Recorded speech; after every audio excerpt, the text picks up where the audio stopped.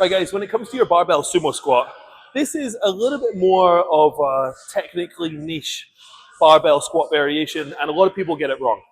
But essentially, sumo squat refers to how wide our knees travel as we descend, okay? Which is dictated largely by the position of our feet initially. So usually when I do a barbell squat, my foot position is angled outwards, but only just. Maybe maximum 45 degrees, but usually not.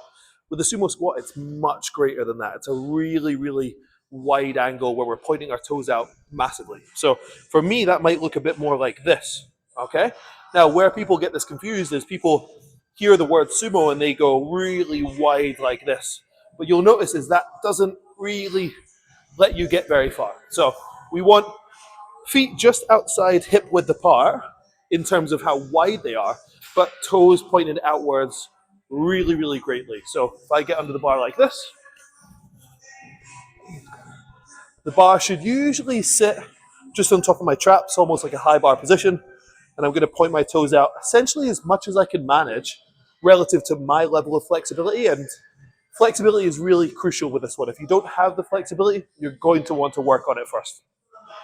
But ultimately, the goal is to sit back on my hips, push my knees as wide as possible, sit down as deep as possible, keeping a really upright torso position, and then drive up. So this places a lot of tension on the adductors and a lot of tension on the glutes.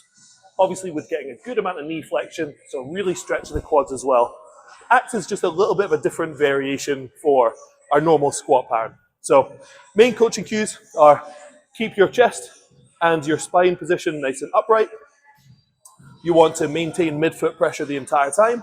And we want to really think about pushing our knees as wide as possible on the way down, sitting into our hips, and then popping up explosively. Control down, sit in your hips, maintaining midfoot pressure. Knees are super wide, and pop up.